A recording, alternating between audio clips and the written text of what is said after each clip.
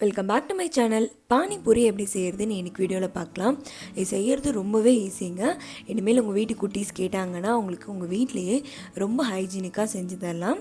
So first puri எப்படி செய்கிறதுன்னு பார்க்கலாம்.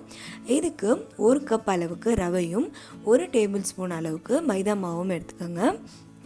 இந்த ரவையும் மைதா மாவும் ஒன்றா கலந்துட்டு இதுக்கு தேவையான அளவுக்கு உப்பு போட்டு இதை சுடு தண்ணி ஊற்றி நல்லா சப்பாத்தி மாவு மாதிரி இதை பிசைஞ்சு எடுத்துக்கணும்.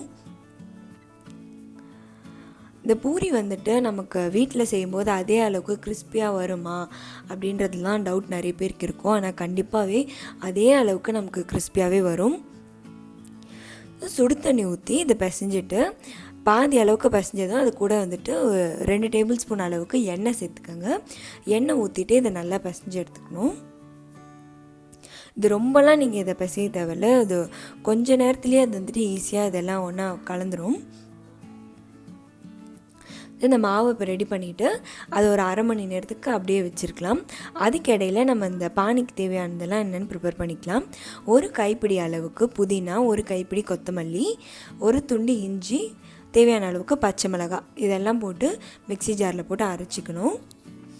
நான் 2 பச்சை மிளகாய் தான் போட்டிருக்கேன். நீங்கள் காரத்துக்கு ஏற்ற மாதிரி அதிகமாக சேர்த்துக்கோங்க. இது கூட கொஞ்சமாக தண்ணி ஊற்றி நல்லா நைஸாக அரைச்சிக்கணும். அப்புறமா ஒரு பெரிய பவுலில் ஒரு 1.5 லிட்டர் அளவுக்கு மினரல் வாட்டர் எடுத்துக்கோங்க. இந்த தண்ணியில் நம்ம அரைச்சி வச்ச பேஸ்ட்டை ஊற்றிட்டு இப்போ இதில் மசாலாஸ்லாம் ஆட் பண்ணலாம். 1/2 டேபிள் ஸ்பூன் அளவுக்கு பெருங்காயத்தூள், 1/2 டேபிள் ஸ்பூன் சீரகத்தூள், நம்ம பச்சை மிளகாய் கம்மியாக போட்டனால கொஞ்சமாக வெறும் மிளகாத்தூள் போட்டிருக்கேன். அப்புறமா ஒரு 1/2 டேபிள் ஸ்பூன் அளவுக்கு மிளகுத்தூள். புளிப்புக்கு நான் எலுமிச்சப்பழம் சேர்த்துருக்கேன். நீங்கள் புளியை ஊற வச்சு கூட அந்த தண்ணியும் ஊற்றிக்கலாம். அப்புறம் தேவையான அளவுக்கு உப்பு இதெல்லாம் சேர்த்து நல்லா மிக்ஸ் பண்ணிக்கணும். பானி ரெடி ஆகிடுச்சு. இதை அப்படியே யூஸ் பண்ணாமல் வடிகட்டி யூஸ் பண்ணணும். ஏன்னா அதில் நிறைய திப்பி இருக்கும். வடிகட்டி யூஸ் பண்ணும்போது சாப்பிட்றதுக்கு நல்லாயிருக்கும். அடுத்ததாக மசாலாவுக்கு உருளைக்கிழங்கை வேக வச்சு எடுத்துக்கணும். இப்போ வேக வச்ச உருளைக்கிழங்கை தோலை உரிச்சிட்டு அதை நல்லா மசிச்சுக்கணும். இப்போது இந்த உருளைக்கிழங்கில் மசாலாஸ்லாம் ஆட் பண்ணலாம். ஒரு 1/2 டேபிள் ஸ்பூன் அளவுக்கு தனியாத்தூள், ஒரு 1/2 டேபிள் ஸ்பூன் மிளகாய்த்தூள், தேவையான அளவுக்கு உப்பு, சீரகத்தூள் ஒரு 1/2 டேபிள் ஸ்பூன், அப்புறமா ஒரு 1/2 கப் அளவுக்கு பொடியாக நறுக்குன வெங்காயம், கொஞ்சம் கொத்தமல்லி இதெல்லாம் சேர்த்து நல்லா மிக்ஸ் பண்ணிக்கிட்டு அந்த உருளைக்கிழங்கு மசாலா ரெடி ஆகிடும். இதில் நீங்கள் 1/2 டேபிள் ஸ்பூன் கரம் மசாலா கூட சேர்க்கலாம், இன்னும் கூட நல்லாயிருக்கும். இந்த மசாலாஸ் போட்டாலே போதும், நமக்கு கடையில் சாப்பிட்ற டேஸ்ட் வந்துடும். இப்போது பானியும் மசாலாவும் ரெடியாக இருக்குது. இப்போது பூரி ப்ரிப்பேர் பண்ணிக்கலாம்.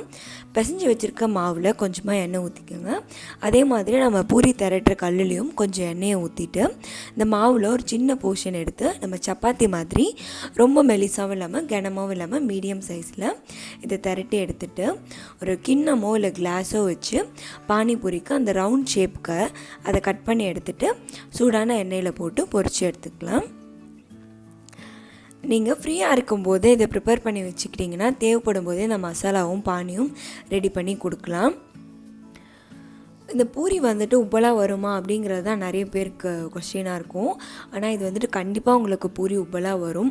ஒருவேளை நீங்கள் ஏதாச்சும் இந்த மிக்ஸ் பண்ணுறதுல வந்துட்டு கம்மி பண்ணிவிட்டு அது தப்பாகிட்டு உங்களுக்கு அந்த பூரி வந்துட்டு தட்டையாக வந்துச்சுன்னா கவலைப்படாதீங்க. அந்த தட்டை பூரி மேலே நம்ம ப்ரிப்பேர் பண்ண உருளைக்கிழங்கு மசாலா வச்சு அதுக்கு மேலே கொஞ்சம் சாட் மசாலாவை தூவி சாப்பிட்டிங்கன்னா மசாலா பூரி ஆகிடும்.